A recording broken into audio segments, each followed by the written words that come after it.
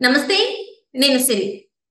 నిన్న చూసినట్టయితే వైసీపీ నేతలైతే కొంతమంది అంటే ఎప్పుడు వైసీపీ నేతలన్నా కూడా మనకి కొంచెం భయమేస్తది. ఎందుకంటే వాళ్ళు మాట్లాడే మాటలు ఏవైతే ఉంటాయో అవి మనం వినలేని పరిస్థితి. కానీ ఈసారి మాత్రం ప్రెస్ ముందు మాత్రం వాళ్ళు కూర్చొని చక్కగా అంటే ఎప్పుడు మాట్లాడిన విధంగా కాకుండా నార్మల్ వ్యక్తులు మాట్లాడినట్టు మాట్లాడడం జరిగింది. అసలు ఏంటి మరి వీళ్ళని ఈ మార్పు ఎందుకు వచ్చింది? ఏంటి అనేది మనకి వివరించడానికి మనతో పాటు ఉన్నారు TDP official spokesperson Uppalapati Srinivas Chowdary గారు. నమస్కారం సార్. నమస్తే.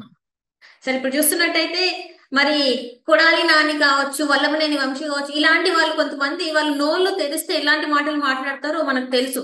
కానీ నిన్న చూసినట్టయితే వాళ్ళు ఒక్క మాట కూడా వాళ్ళు అసలు నోరు తెరిచి గట్టిగా మాట్లాడలేని పరిస్థితి. సో ఎందుకు మరి గతంలో లాగా ఎందుకు నోరు అంటే పెద్దగా చేసుకొని అంటే వాళ్ళు ఏదైతే భూత పురాణం ఉంటారో అలాంటి మాటలు మాట్లాడకుండా నార్మల్ గా ఎందుకు ఎలా ఉన్నారంటారు సార్? మొదట శ్రీ గారు మీకు ఉల్ఫ్ టీవీ ప్రేక్షకులకి నా తరఫున తెలుగుదేశం పరిధిలో మొదట నమస్కారాలు. ఈరోజు వైఎస్ఆర్సిపి నాయకులని చెప్పుకొని గతంలో బూతులు శాఖ మంత్రులని చెప్పుకున్న నాని, తమ్మినేని సీతారాం, వంశీ లాంటి వాళ్ళు బయటకు వచ్చి నీతి పురాణాలు చెప్తా ఉంటే జనం బుగ్గన వెలుసుకొని నవ్వుతున్నారు. ఆవిడెవరో సామెత చెప్పింది, పతివ్రత పరవాన్నం వండితే తెల్లాదులు వేడిగా ఉంటుందంట. అట్లా వీళ్ళు చెప్పే మాటలు జనాల చెవులో కాలిఫ్లవర్లు పెడుతున్నారు. ఏదో హిందువులకి బ్రాండ్ అంబాసిడర్ అని మాట్లాడుతున్నారు. కొండ మీద అన్యాయం జరగలేదంట, ఆవు ఏదో తినేసింది కాబట్టి పాలు వేరే రంగు వచ్చేసినాయంట. అసలు ఏంట ఆ భాష చెప్తుంటే, నాకు ఆ నీతి వాక్యాలు చెప్తుంటే అబ్బా నిజంగానే దయ్యాలు వేదాలు వలిచినట్టు. ఇవన్నీ ఏ రాజకీయాల నాయకులైతే వ్యవహరించారో దానికి అపోజిట్ గా మాట్లాడుతుంటే జనం నిజంగానే వీళ్ళ యొక్క మాటలు అంత అర్థాంతం వేరేగా ఉంది. ఎందుకంటే ఇప్పటికే మిమ్మల్ని వడగొట్టారు, జనం శిక్ష వేసేశారు, మీ పదవులు పోయాయి, మీ ఎమ్మెల్యే సీటు చిరిగిపోయింది. మళ్ళీ మీరు అధికారంలోకి రావాలంటే మళ్ళీ దొంగదారిలో ఏదో ప్రజలకు సేవ ఇస్తున్నామని చెప్పి మేకవన్ని పులిలాగా ప్రజలకు మీ సేవ చేస్తాం, మీ వైపు ఉంటామని చెప్పి నమ్మించడానికి ట్రై చేస్తున్న మీ యొక్క ప్రయత్నం అంతా వృధా అవుతాం. ఎందుకంటే మీ జీవితాలు, మీ రాజకీయ జీవితాలు చూసేశారు.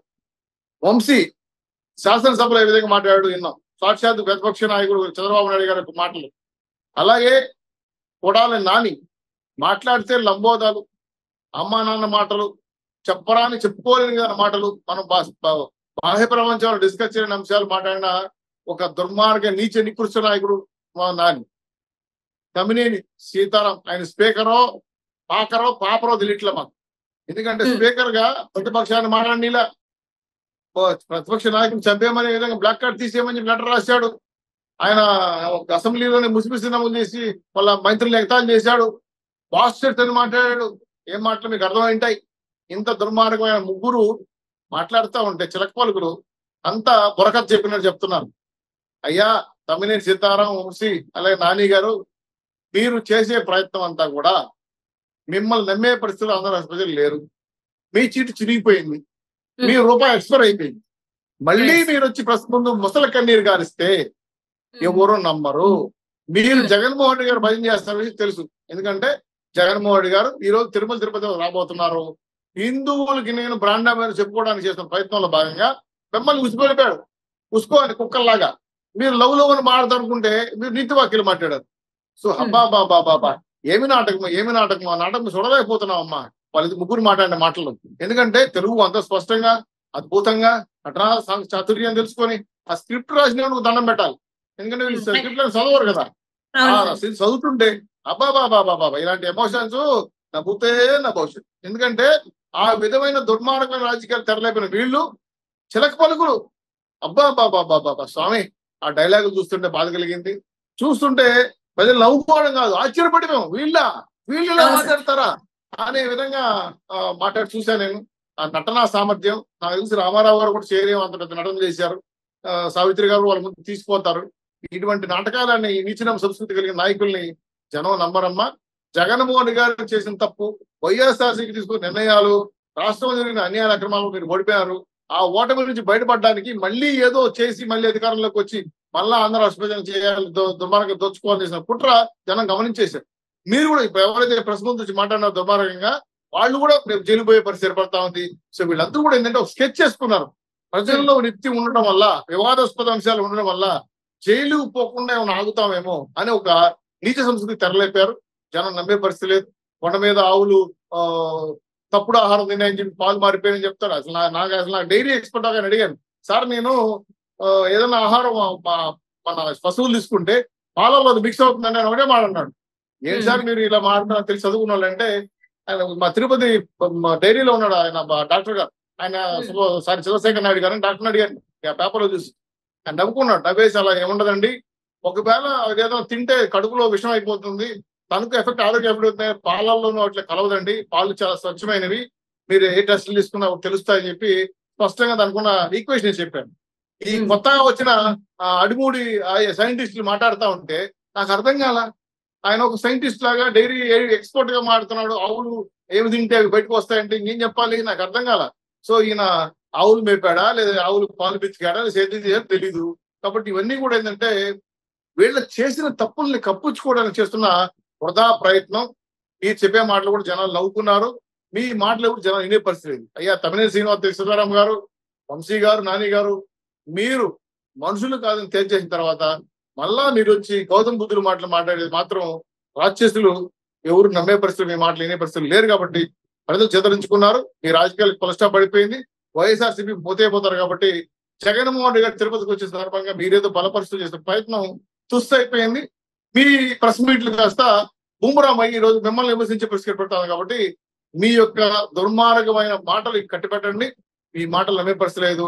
మీ కుల బ్లూ మీడియా ఒకటి ఉంది, దాంట్లో చెప్పుకోండి కావాలంటే సుప్రభాతం, హరినామ స్మరణ, జనాలు నమ్మే పరిస్థితి. ఎందుకంటే అది క్రిస్టియన్ సమాజం సంబంధించిన సాక్షి టీవీ కాబట్టి వాడు చేయనీరా పని.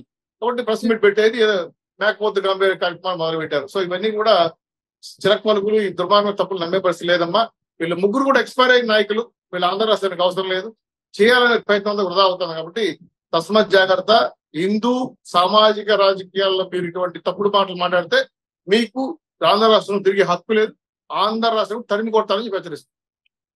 అంటే ఇప్పటివరకు చూసినట్టయితే వీళ్ళు అంటే భయపడి ఈసారి అంటే ప్రభుత్వం మారిపోయింది కాబట్టి మన ప్రభుత్వం కాదని వాళ్ళు ఒక అవగాహన తెచ్చుకొని ఇప్పుడు ఎలాంటి నోరు జారినా కూడా మళ్ళీ వీళ్ళకి కేసులు తిరగదోస్తారని చెప్పేసి ఒక వణుకుతో ఒక భయంతో వాళ్ళ నోరుని దగ్గర పెట్టుకొని మాట్లాడారని అనుకోవచ్చా సార్? తప్పకుండా వాళ్ళకి వెన్నులో సన్నగా చలి పుడతా ఉంది, వణిగి పుడతా ఉంది. ఖచ్చితంగా కేసులు ముందుకు వస్తున్నాయి. వీళ్ళందరూ జైలు పక్షులే, ఖచ్చితంగా జైలు పక్షులు. జగన్మోహన్ రెడ్డి గారితో సహా జైలు పక్షులే. ఎట్లా తప్పించుకోవాలి? కాబట్టి వీళ్ళంతా పురులు. కాకపోతే వేరే నక్క వేషం వేసుకోవడం, లేదా ఆవు పూల కప్పుకోవడం, మేకవాణి పులిలాగా నటిస్తున్నారు. ఈ నటన ప్రెస్ ముందు వాళ్ళే నవ్వుకున్నారు. నిన్న విలేకరులు వాళ్ళు చెప్తుండే మాట నవ్వుకున్నారు. నేను వేరే రిపోర్టర్ మాట్లాడిన నాతో లైవ్ చూపించి. సో ఇవన్నీ చూస్తే వాళ్ళ ప్రయత్నం రాజకీయం చేయాలని చేసే ప్రయత్నం ఫలించలా. జగన్మోహన్ రెడ్డి గారికి సపోర్ట్ చేయాలనే ప్రయత్నం ఫలించలా.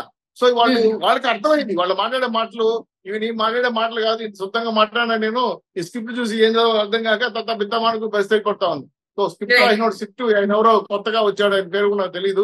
ఆయన రాజకీయ సెఫాలిస్ట్ గా వాళ్ళ పార్టీలో చేరాడు. ఆయన ఈ స్క్రిప్ట్ రా ఇచ్చాడు. ఆ స్క్రిప్ట్ ప్రకారం చదివారు తప్ప వీళ్ళకి ఏమాత్రం చిత్తశుద్ధి లేదు, హిందూ మతం మీద గౌరవం లేదు. ఎందుకంటే నాని క్రిస్టియనే, ఆ తమిళ సీతారాం గుడి మీద మారేడని తెలిసాను. ఈయన వంశీ గురించి నాకు పెద్దగా ఐడియా లేదు. సో టోటల్ క్రిస్టియన్ సమాజం మీరు వచ్చి అరికథలు బుర్రకథలు చెప్తే జనం నమ్మరు. కాబట్టి భయాందోళనతో, కేసుల భయంతో మీరు తప్పించుకోవడానికి చేస్తున్న ప్రయత్నమే కానీ ఇది నిజాయితీగా ప్రజలకు సేవ చేయాలనే ఆలోచన మీకు లేదు. కాబట్టి ఇది అంత సమంజసమైన వార్త కాదు. మీరు చెప్పే విషయాలు నమ్మరు. కాబట్టి మీరు ఇంటికి వెళ్ళి మీ కుటుంబ సభ్యులు చెప్పుకోండి, వాళ్ళు ఇంటర్వ్యూ కానీ జనం వినే పరిస్థితి. కాబట్టి ఇలాంటి ప్రెస్ మీట్లు పెట్టి చాకీలు పెట్టి వైఎస్ఆర్సీపీ పార్టీని లేపాలంటే లేసే పరిస్థితి లేదు అని చెప్పగలమ్మా. Right sir, right sir, right. Thank you so much sir, మీరు మాతో పాటు సుంకలో వచ్చినందుకు ధన్యవాదాలు. థ్యాంక్ యూ అమ్మా. సరే.